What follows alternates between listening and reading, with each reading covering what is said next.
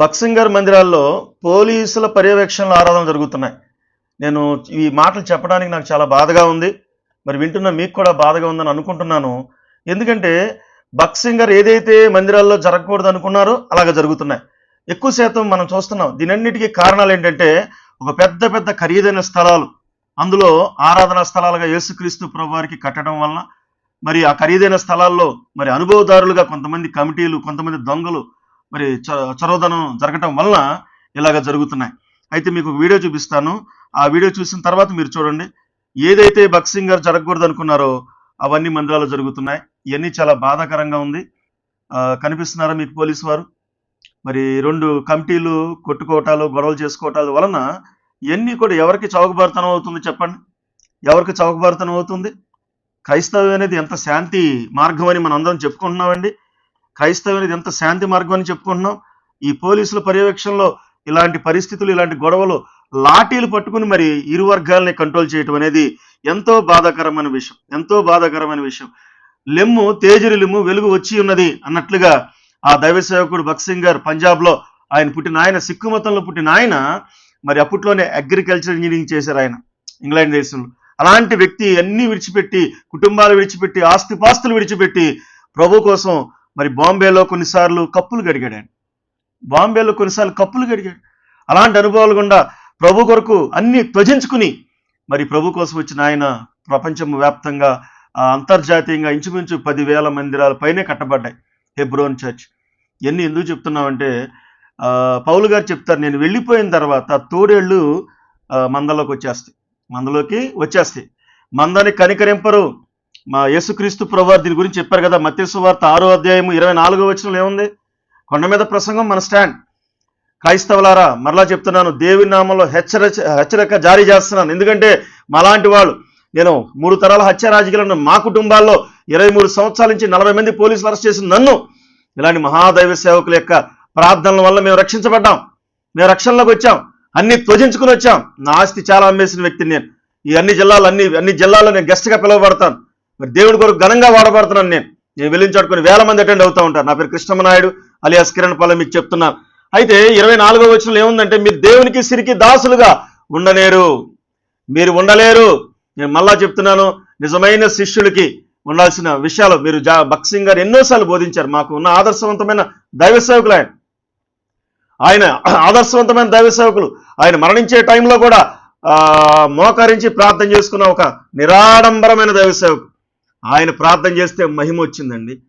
ఈరోజు ఈ కమిటీలు చేసుకుంటా ఉంటే పోలీసులు కంప్లైంట్లు, ఇరు వర్గాల కంప్లైంట్లతో హెబ్రోన్ చర్చ్ అనే కాదు, ఈరోజు సిఎస్ఐ చర్చ్ కావచ్చు, అంతర్జాతీయ చర్చెస్ చాలా ఉన్నాయి.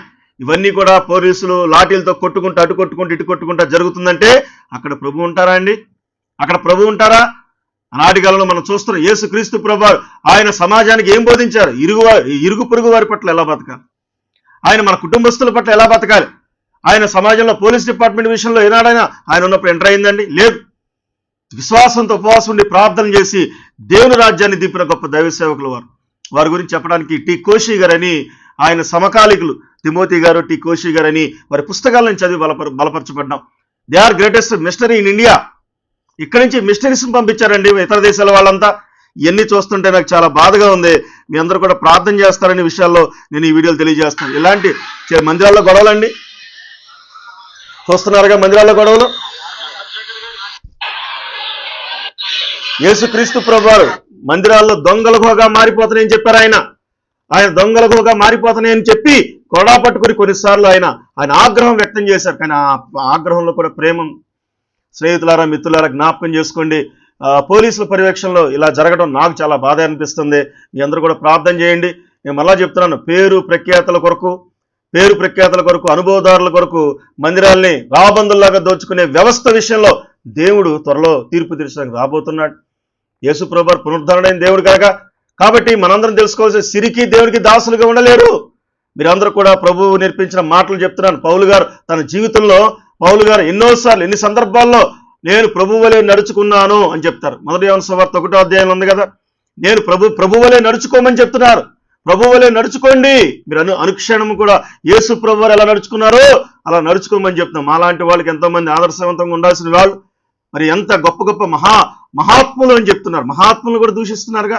యోధాపత్రిక 1వ అధ్యాయంలో ఎంతో మంది మహాత్ములు దూషించడమే వారి యొక్క భక్తి అయిపోయింది. ఈ ఇస్కరేతు యోధా వారసులు వచ్చేసారు. నేను మళ్ళా చెప్తున్నాను, దేవుడు మహాకృపను బట్టి భక్త్ సింగ్ గారు, నేను పరలోకంలో ఆయన ఉన్నారు, పరదేశంలో ఆయన ఉన్నారు. ఆయన ఎంత కన్నీరు కారుస్తున్నారు. నేను నా చేత స్థాపించబడిన సంఘాలు పోలీసులు లాఠీల దగ్గర గన్నస్ మధ్య ఆరాధన జరుగుతుందంటే దేవుడికి ఎంత అవమానం అండి. ఇప్పటికైనా సిగ్గు తెచ్చుకుని కొంతమంది రాబందులు లాంటి వారిని ఎలా కంట్రోల్ చేయాలి? ఈ కమిటీలు సరైన కమిటీలు లేవు, ఫామ్ చేయలేదు. కాబట్టి క్రీస్తు ప్రభువారు ఆయన సిలువలో గుణం కోల్పోలేదు. మనం ఎందుకు గుణం కోల్పోతున్నాం? నేను అడుగుతున్నాను, దయచేసి మీ అందరూ కూడా హెబ్రోను సంబంధించిన వాళ్ళు ఈ వీడియోస్ చూస్తే కనుక మీరందరూ కూడా ప్రార్థనాపూర్వకంగా మరి మంచి కమిటీలను ఏర్పాటు చేసుకుని మంచిగా ముందుకు వెళ్ళాలి తప్ప ఇలాంటి జుగుత్సాకరమైన విషయాలు ఈ ఆంధ్ర తెలుగు రాష్ట్రాల్లో జరుగుతున్న నాకు చాలా బాధేసి ఈ వీడియో చేస్తున్నాను.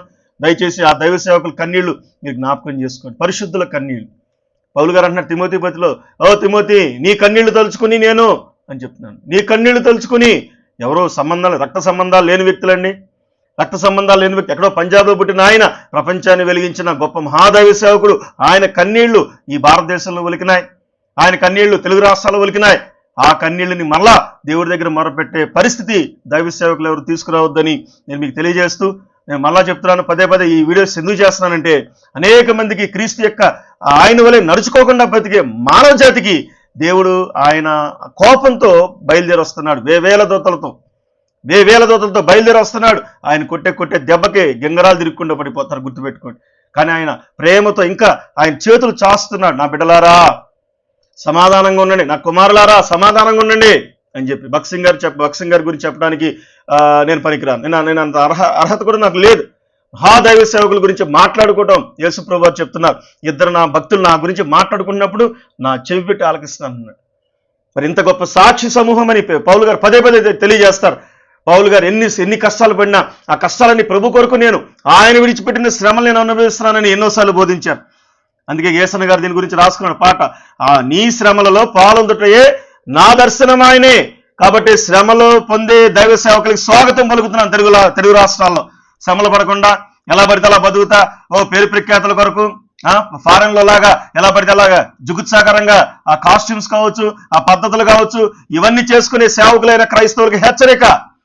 దేవుడు మాట్లాడుతున్నాడు, ప్రభువు వలె ప్రభువు నడుచుకున్నట్లుగా ప్రభు సంబంధాలు ఎలాగా కాపాడుకోమని చెప్పారో చూసుకుంటూ దేవుడి మందిరం దొంగల గుహగా చేయొద్దని మరి ఈ మాటలు నేను తెలియజేస్తున్నాను. హెబ్రోన్ చర్చి వారు ఇంకా అనేకమైన సంస్థ వారికి కూడా తెలియజేస్తూ, దయచేసి దేవుని ఉగ్రతకి ఎవరు మీరు చోటు ఇవ్వద్దు. మీ కుటుంబాలు మీ పిల్లలు క్షేమంగా ఉండాలంటే ఖచ్చితంగా తగ్గించుకుని బతకాలని నేను దేవుని సేవకుడిగా మీకు తెలియజేస్తూ ఈ మాటలు నేను ముగిస్తున్నాను. God bless you. ప్రభువు మిమ్మల్ని ఆశీర్వదించును గాక. ఆమేన్.